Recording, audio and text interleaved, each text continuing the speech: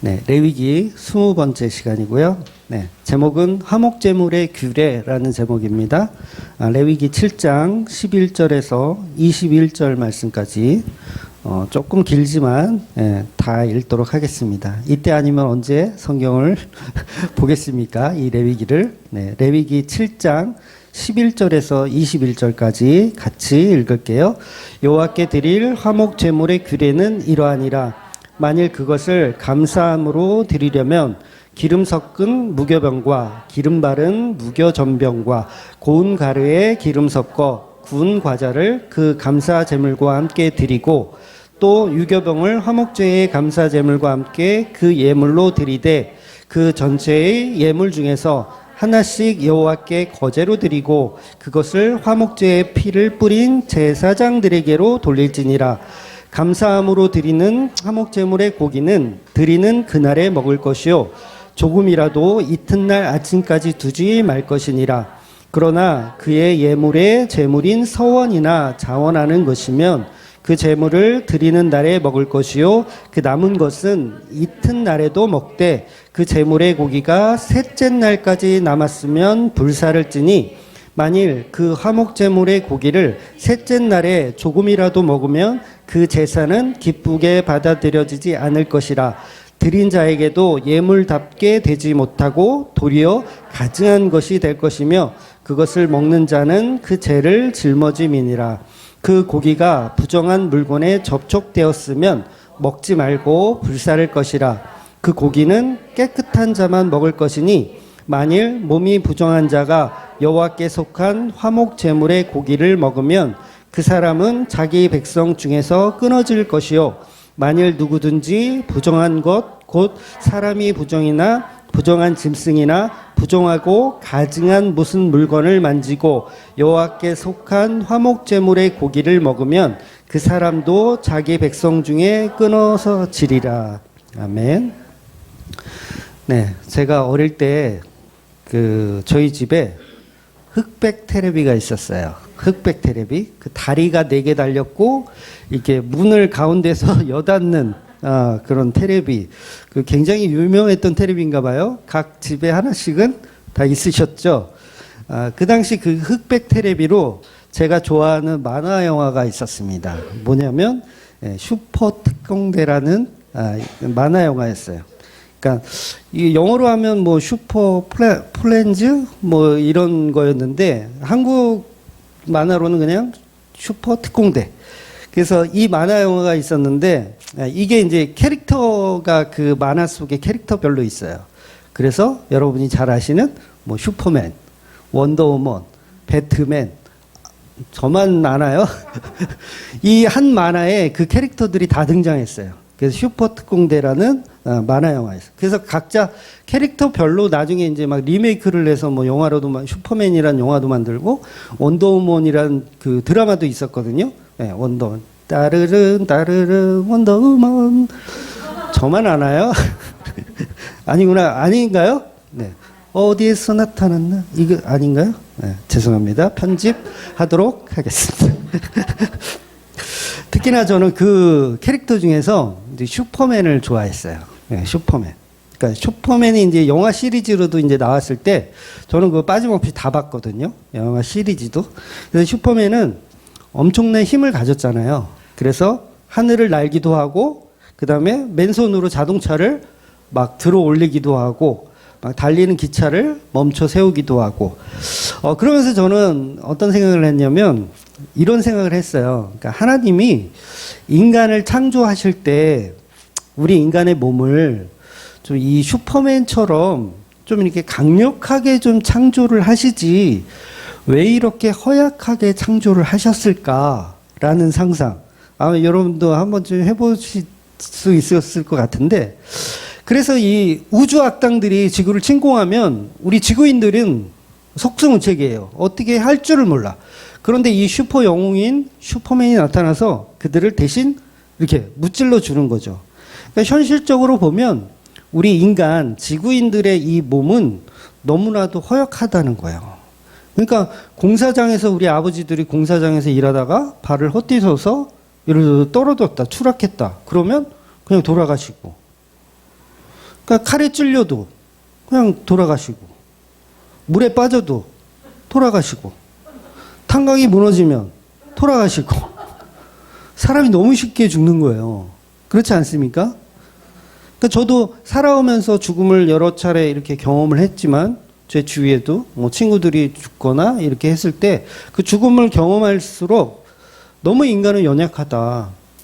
어떻게 그 잠깐 떨어져. 개미들은 아무리 높은 데서 떨어져도 안 죽잖아요. 떨어뜨려 보셨어요? 개미들은 아무리 높은 데서 떨어뜨려도 안 죽어요. 그런데 인간은 죽더라고요. 그 닭도 높은 데서 이렇게 던져도요, 닭 안 죽어요. 네, 나름대로 퍼덕거려가지고 안 죽어. 근데 우리 인간은 집어 던지면 죽어요, 그냥. 왜 이렇게 약할까? 그리고 바이러스 같은 거, 뭐 세균 같은 게 우리 몸에 들어오면 또 죽어요. 여러분, 그 상상이나 되세요? 이태원 그 사건? 어떻게 사람들이 길거리에서 서로 밀고 밀려가지고 어떻게 깔려 죽을 수가 있을까? 아니, 얼마나 인간의 몸이, 육체가 연약하면 사람들끼리 서로 이렇게 치고니 받고니 하다가 깔려 죽을 수 있을까?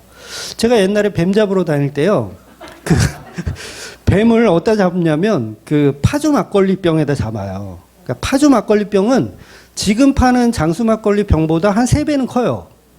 굉장히 큰, 지금은 안 나오는 걸로 알고 있는데, 막걸리 병 자체가 한 2리터는 들어가는 것 같아. 굉장히 크거든요. 거기다가 뱀을 가득 넣어요. 그 병 안에. 잡은 뱀을. 그러니까는 병을 딱 보면 그게 약간 투명, 반투명으로 되어 있어가지고 뱀이 보이거든요. 들어있는 게. 그러면 밑에 있는 뱀들은 어떻게 돼야 돼요? 깔려 죽어야 되죠.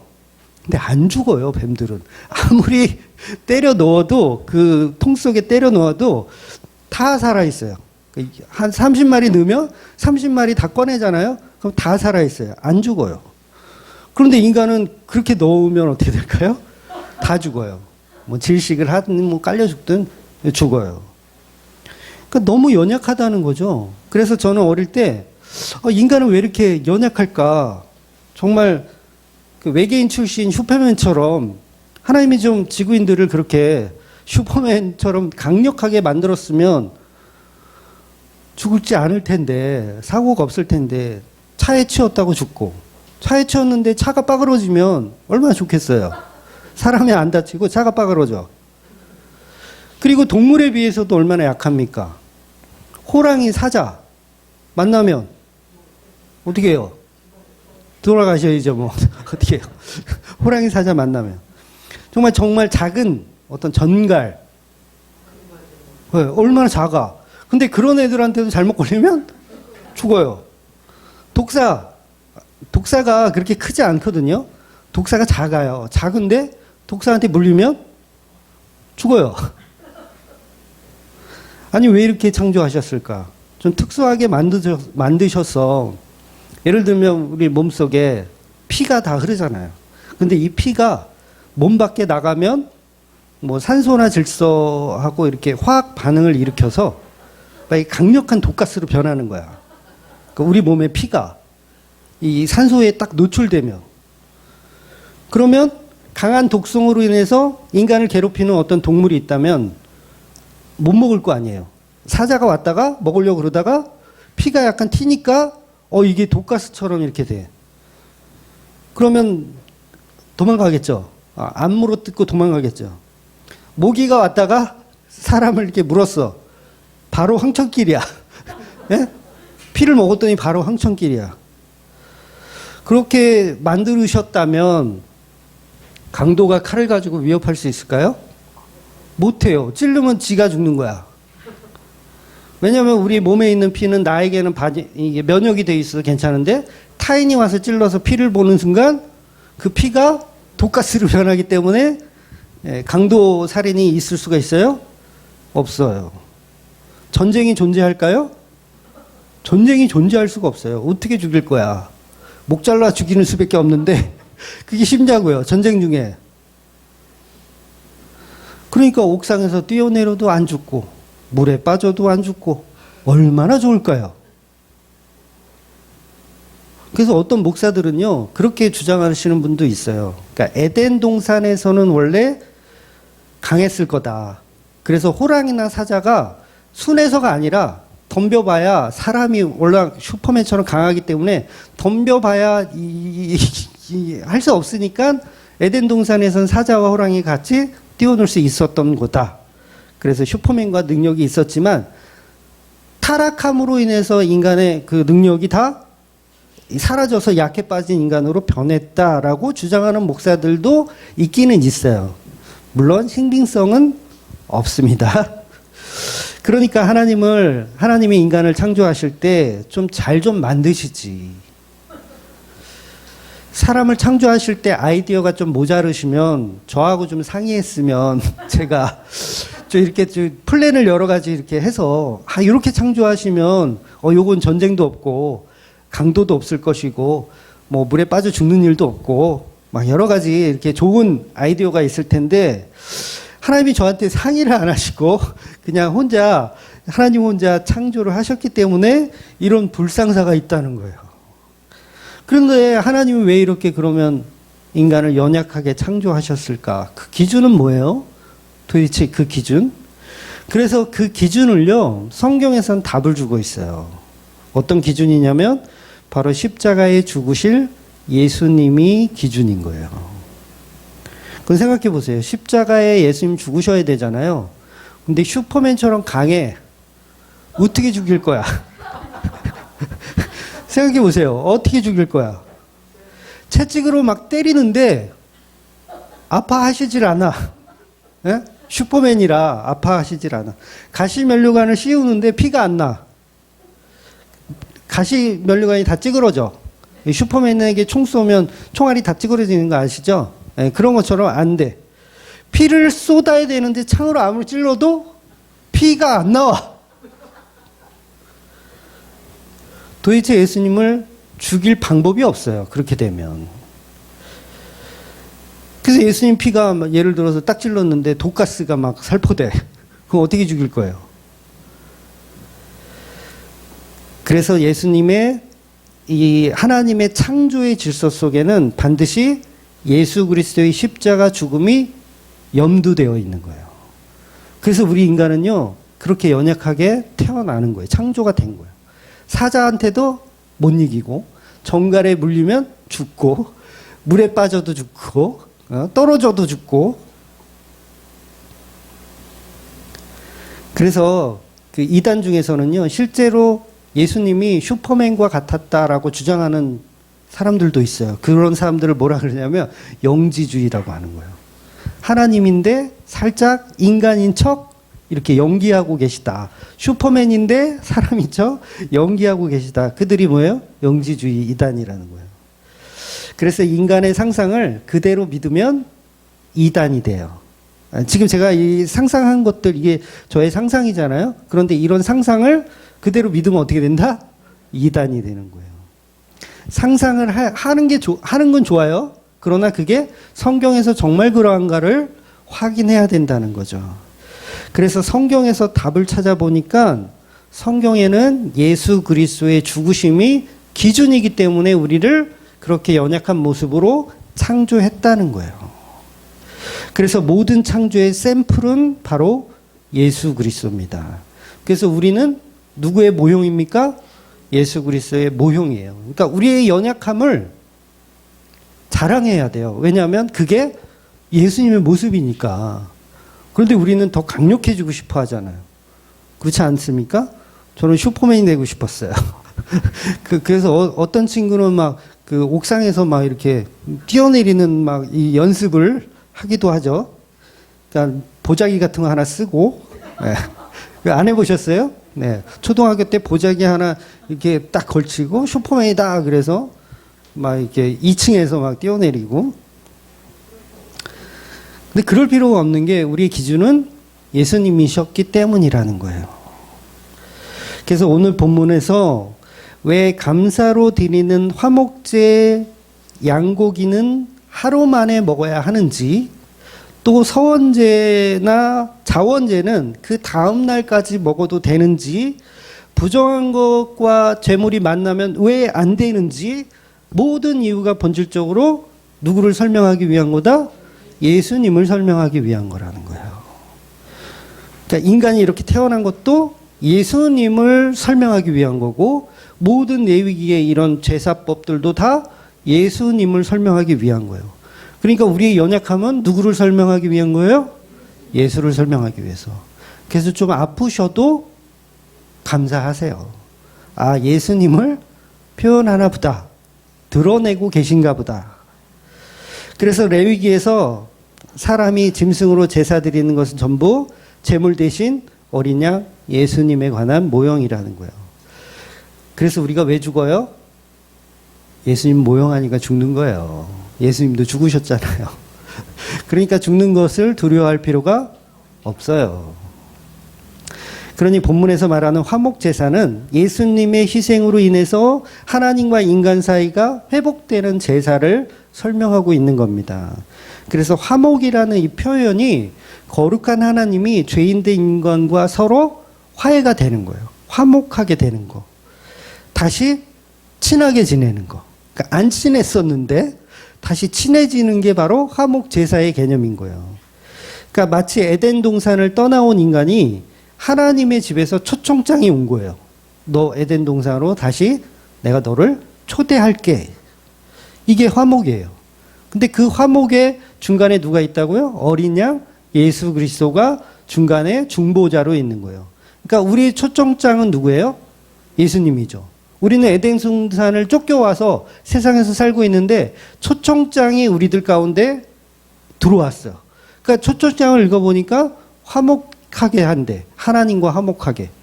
그래서 그 초청장을 가지고 에덴 동산을 다시 재입성하여 생명나무를 먹을 수 있는 존재가 되는 게 바로 화목제사의 개념이라는 거예요. 그래서 집 나간 탕자가 다시 집으로 돌아오는 게 뭐라고요? 화목제예요. 집 나간 탕자가 집으로 다시 돌아오는 거. 그래서 이 탕자가 집으로 다시 돌아왔더니 무슨 일이 벌어집니까? 잔치가 벌어지는 거예요. 잔치가. 그래서 소를 잡고 양을 잡고 음식을 만들어서 파티를 하는 거죠. 이게 화목제의 개념인 거예요.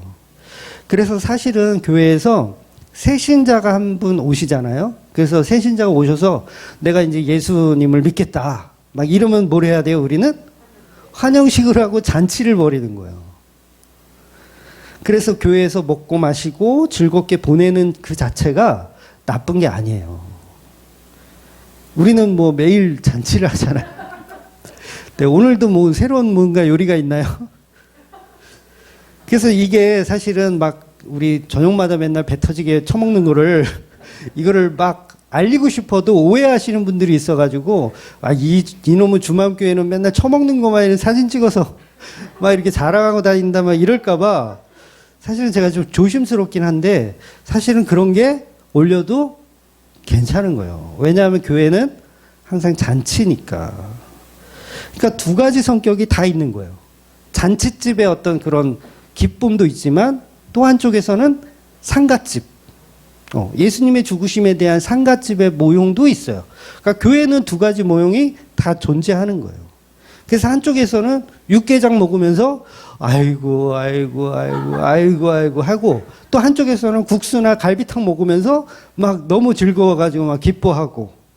그러니까 교회 안에 두 부류가 다 있어요. 그러니까 서로 싸울 필요가 있다 없다? 없어요. 이 의미를 모르니까 서로 싸우는 거예요. 막 교회에서 처먹는 음식 막 올리고 그러면 이 교회는 막 맨날 처먹기만 한다고 이렇게 욕할 수도 없는 것이고 그렇다고 이걸 이 반대로 반대의 진영에서도 또 손가락질할 수 없는 거예요. 맨날 이 교회는 맨날 울상이고 그냥 죽어라 하는구나. 맨날 상갓집이야. 좀 기쁨과 즐거움이 하나도 없어라고 손가락질할 수도 없는 거죠. 두 가지가 다 공존하기 때문이에요. 그래서 어떤 교회든 365일 상갓집 분위기가 나고 365일 또 잔치의 분위기가 나고 그래서요 희로애락이 다 존재하는 거예요. 예배 드릴 때 한쪽에서는 막 울어. 막 나라를 뺏겼어. 막 엉엉하고 울어. 근데 이쪽에서는 막 행복해가지고 뭐 하나님 찬양합니다. 예수님 찬양합니다. 그러고 막 기뻐 뛰어. 이 두 분이 다 교회 안에 공존하는 거예요. 그러니까 서로 손가락질하면 그거 무식한 거죠. 오히려. 즉 하나님은 선악과 먹은 아담과 하와의 그 후손들이 전부 죄인들이라서 하나님은 죄인들이 꼴보기가 싫잖아요. 오죽하면 쫓아내셨겠어요. 꼴보기가 싫어요. 그런데 예수님의 그 중보 때문에 화해의 악수를 청하시는 거예요. 하나님이 누구에게? 우리 인간들에게. 화해의 악수를 청하시는 게 바로 화목제사라는 거죠. 그 아들 예수님 때문에. 그래서 예수님 때문에 하나님이 인간에게 손을 내미시는 거예요. 이거는 삼위일체적 비유예요. 이 오해는 하지 마세요. 하나님은 우리를 안 사랑하시고 예수님만 우리를 사랑하신다 이렇게 몰아가지는 마세요. 삼위일체적 비유인 거예요. 그러니까 하나님이 우리에게 예수님 때문에 화해를 요청한다. 이렇게 비유적으로 설명하는 거예요.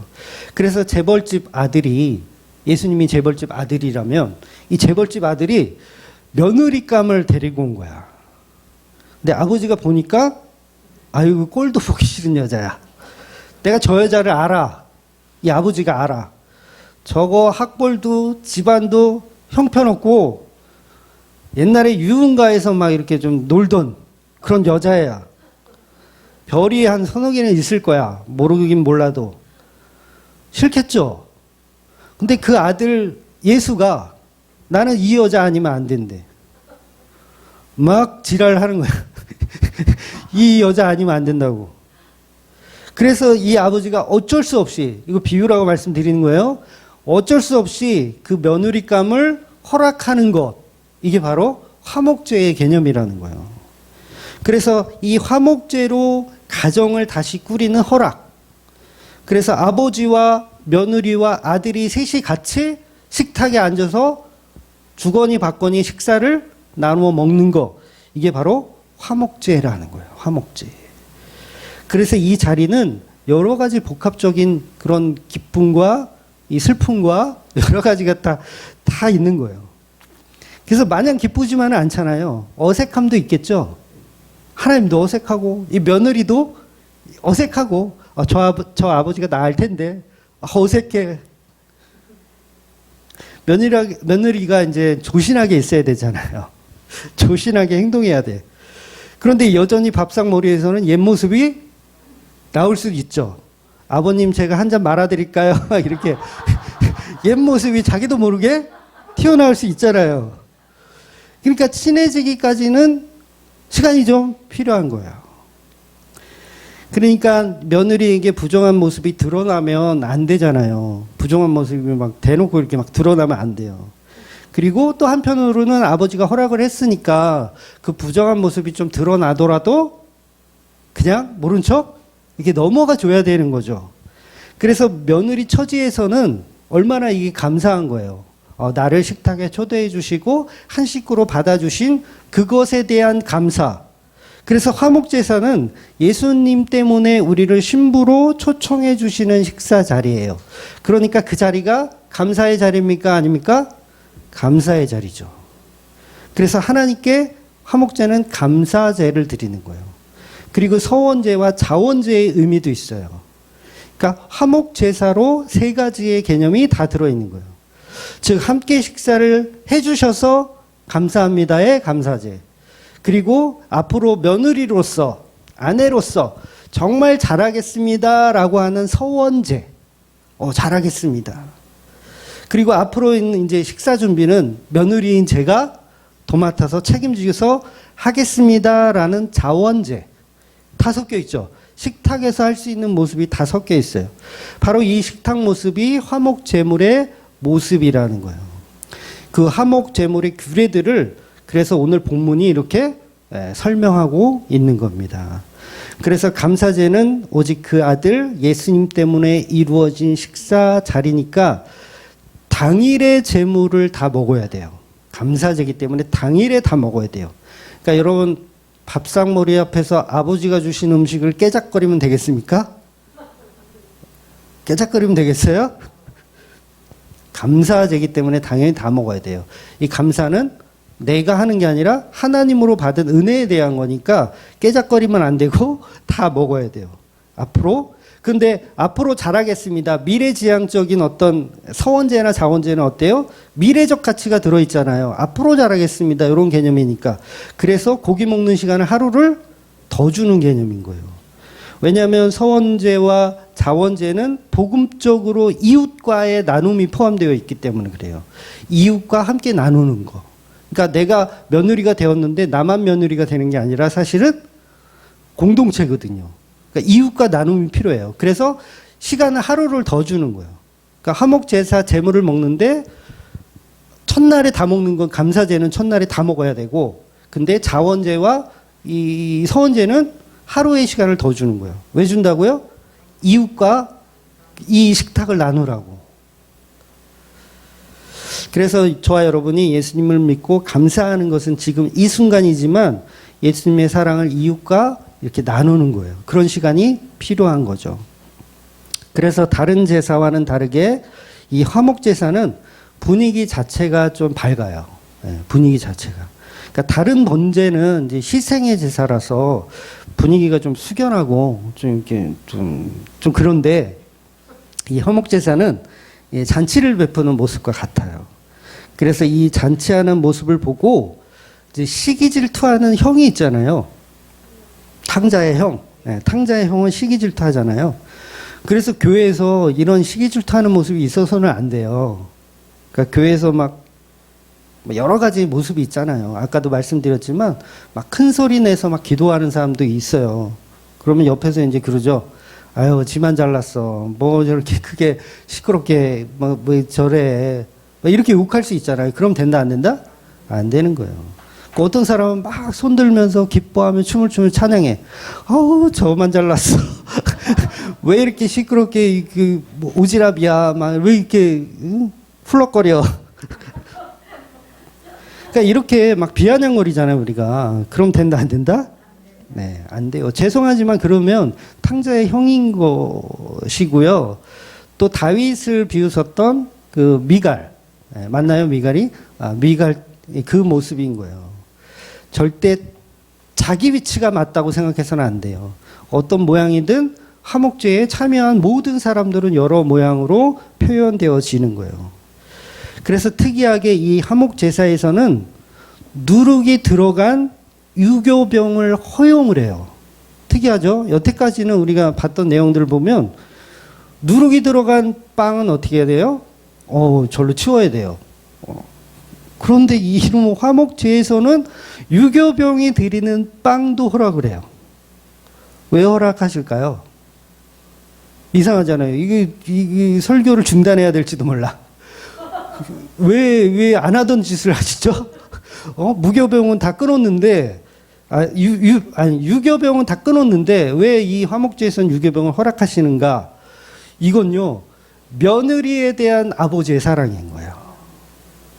며느리들에 대한 아버지의 사랑. 왜냐하면 이 며느리는 뭐예요? 죄가 그대로 가지고 있는 존재잖아요. 그러니까 그 죄까지도 하나님은 지금 인정해 주겠다라는 표현이에요. 너희들이 갖고 온 유교병, 내 며느리로서 내가 인정해 줄게.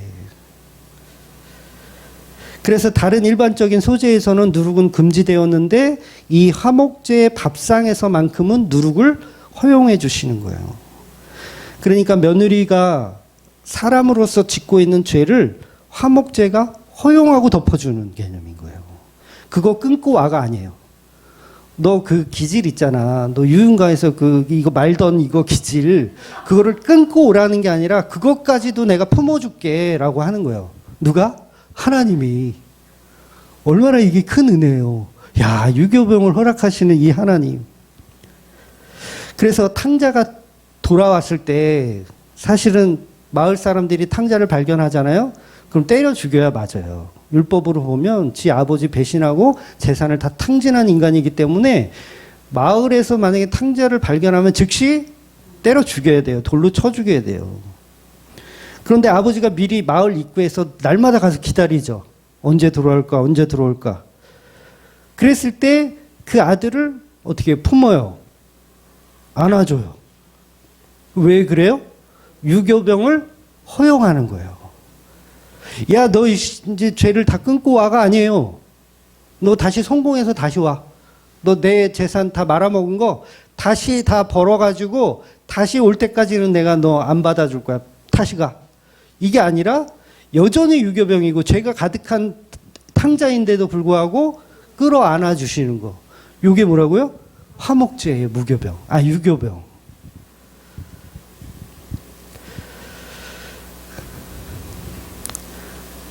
그래서 탕자 아버지는 그 누룩으로 가득한 죄인을 품어주시는 거. 이게 화목제사에서 누룩을 허용하는 이유인 거예요. 간단하죠? 네. 다만 이 유교병은 부정한 것과 접촉하지 말라는 조항이 들어있어요. 부정한 것과 접촉하지 말라. 그래서 이 화목제물만 유일하게 이 성막 밖으로 나갈 수가 있어요. 전에 했던 설교 기억나시는지 모르겠지만 나갈 수 없거든요. 음식이 나갈 수 없는데 이 화목제사에서만 나갈 수 있는 것으로 보여져요. 왜냐하면 오늘 말씀에 보면 부정한 것과 접촉하지 말아라, 또 부정한 사람이 만지면 안 된다, 이런 표현을 하는 이유가 뭐냐면 성막 안에 있으면 부정한 것과 접촉할 이유가 없어요. 그 부정한 사람이 와서 만질 이유도 없어요. 그런데 이 조항이 있다라는 건 이틀을 먹을 시간 이틀을 준다는 건 갖고 나가서 이웃과도 먹을 수 있다라는 표현이거든요. 그래서 화목 제사는 특이하게 성막을 떠나서 사람들에게 먹을 수 있다는 거예요. 그래서 그 죄인들, 유교병, 죄인의 개념이 유교병이에요. 누룩이 들어간 그 사람들까지도 품어준다는 거죠. 그래서 이 유교병은 태우진 않아요. 이건 태우지는 않아요. 그러니까 무교병처럼 하나님 앞에 이렇게 태우지는 않고, 요거는 거제로 드리는다고 오늘 본문이 나와요. 거제로 드리는 제물이라는 거예요. 그래서 실제로 음식을 불에 태우지는 않는다는 거예요. 그래서 거제로 그냥 보여드리고 그 음식은 그대로 이웃과 나누어 먹는 거. 그래서 11조의 개념도 그거라 그랬죠. 거제로 드리는 11조라고 그랬어요. 11조 안 태웁니다. 거제로 드리는 거. 그래서 그러니까 유교병을 허용한다는 건 인간들의 나눔에서는 누룩이 들어간 빵을 먹을 수 있도록 배려하시는 것이죠. 그러니까 복음의 의미가 담겨져 있죠. 그래서 이는 오늘날로 따지면 죄를 가진 사람들이 교회 안에 와도 된다, 안 된다? 된다. 그래서 교회에서 유교병을 제하여 버리세요, 막 이렇게 설교 많이 하잖아요. 저도 누룩은 안 됩니다, 제하여 버리세요, 이렇게 하는데, 사실 누룩 가진 사람이 교회 안에 오면 그 사람을 품어야 된다, 내쫓아야 된다? 품어야 되는 거예요. 품어야 되는 거. 그런데 그 유교병 가진 사람을 계속 품을 수는 없어요. 그 유교병이 잘못됐다라는 건 가르쳐야 돼요, 안 가르쳐야 돼요? 가르쳐야 되는 거예요. 그러니까 이 복음이 어렵긴 하죠. 허용하면서 허용한 속에서도 계속 끊어냄이 있어요. 그래서 우리는 사실 다 유교병으로 모여 있는 거예요. 죄인들이 모여 있는 거예요. 그래서 누가 거룩하다? 예수님이 거룩하신 거예요. 그러니까 우리는 유교병인데 예수를 만났더니 무교병이 되었더라 인 거예요. 그러니까 교회 안에 바리새인들이 들어오면 내쫓아 버려야 됩니까? 품어야 됩니까? 품어야 돼요. 세리가 와도 품어야 되고 창녀가 와도 품어야 되는 거예요. 우리는 서로 유교병인 거예요. 그래서 하나님의 화목 제물에선 유교병을 허용한 것처럼 우리도 교회 안에서 그들을 품고 복음을 가르쳐 줘야 되는 거죠. 근데 우리가 복음을 정말 거꾸로 알고 그냥 누룩 들어오면 그냥 내쫓아 버리려고, 어디서 저런 게 들어왔어. 그래서 우리는 사실 무교병이 아니라 유교병이에요. 다 누룩이 잔뜩 들어있어요. 여러분 한번 이 가슴을 한번 파볼까요? 이 누룩이 얼마나 많이 들어있는지. 그러니까 우리는 거룩한 척 하는 거죠. 거룩한 척. 그러니까 오전에 제가 설명드린 것 중에 이제 질문하신 분이 있어서 잠깐 말씀드리면, 제가 그런 표현했잖아요. 목사가 처음에는 정직하게 예수님의 십자가 복음만 전하다가 나중에는 그걸 안 전하고 다른 돈을 막 밝힌다. 그러면 성령이 이제는 거기서 떠난 것이다라고 표현했는데, 사실은 그 목사가 처음부터 성령이 없었던 거예요. 성령이 없고 종교라는 이름으로 마치 성령이 있는 것처럼 연기하고 있다가 이게 들통이 난 거죠. 들통이 난 거예요. 그래도 들통이 나더라도 뭐예요? 성령의 은혜가 계속 개입되면 그러면 돌아오는 모습으로 보여지지만 처음부터 없었던 거죠. 그러니까 우리도 마찬가지예요. 우리도 거룩한 척 할 수는 있지만 사실은 우리 본질은 뭐예요? 진노의 자녀이고 우리 본질은 누룩이 가득한 마귀들이라는 거예요. 그래서 유교병을 허용한다는 건 그 죄인들 가운데서도 품어주시는 화목제사의 은혜가 있다는 거죠. 그래서 예수님이 인간의 죄 안으로 들어오시는 거예요. 예수님이 유교병 안으로 들어오시는 거예요. 그러니까 예수님이 들어오시니까 그 유교병이 무교병으로 바뀌는 거죠. 그래서 예수님이 죄를 허용하신다는 얘기가 아니에요. 유교병을 지금 화목제에 이거 허락하신다는 게 죄를 허용하신다는 게 아니라 그 죄 가운데로 예수님 들어가신다는 거예요. 그러니까 며느리의 죄를 허락하시는 게 아니라 예수가 그 며느리를 사랑하기 때문에 아버지는 품을 수밖에 없네요. 죄 없는 자로 여겨서 품을 수밖에 없는 거예요. 그러니까 아버지가 식사 때마다 너 옛날에 뭐 했고 너 옛날에 뭐 했고 계속 이러실까요? 딱 함구하고 조용히 식사하시는 거. 그러니까 이 당시에는 이스라엘 그 사람들에게는 고기 먹는 게 이제 흔하지 않았거든요. 고기 먹는 게. 고기 먹는 거는 극히 드문 일이었어요. 그러니까 화목제사 드리는 날은 고기를 먹을 수 있는 절호의 이제 기회였던 거죠. 그래서 화목제사 자체가 감사와 자원하는 제사로서 하나님을 사랑하고 이웃을 사랑하는 표현 방식의 제사인 거예요. 그래서 그 이웃들도 이 공짜로 고기를 얻어 먹을 수 있는 이 절호의 찬스인 거죠. 그래서 예수님의 십자가의 이 사건은 그냥 우리는 이웃된 존재였는데 그 은혜가 우리에게까지 와가지고 우리는 그냥 성막 밖에서 이렇게 누룩으로 사는 존재들인데 그 은혜가 우리에게까지 넘어오더라는 거죠. 그래서 그 유교병을 함께 먹는 사람들도 그 화목제사의 제물을 함께 먹는 사람들도 죄인이지만 잔치에 참여한 자로 인정을 받는 거예요. 그래서 하나님이 예수라는 그 아들 때문에 그 십자가의 사랑 때문에 그 사랑이 우리에게까지 적용이 되어 있는 거죠. 그래서 예수님의 십자가 제사는 저와 여러분을 죄인된 신부의 자리로 잔치에 참여하게 해주시는 은혜이고 그 제사 자체가 바로 피를 의지해서 십자가 나라, 하나님 나라를 살 수 있게 해주는 하나님의 은혜를 표현한 겁니다. 그래서 우리는 고멜과 같은 창녀이지만 예수님의 그 무모한 사랑 때문에 예수님과 혼인할 수 있는 거예요. 우리 요한계시록 한번 볼게요. 21장 2절에서 4절 말씀까지 같이 읽을게요. 또 내가 보매 거룩한 성 새 예루살렘이 하나님께로부터 하늘에서 내려오니 그 준비한 것이 신부가 남편을 위하여 단장한 것 같더라.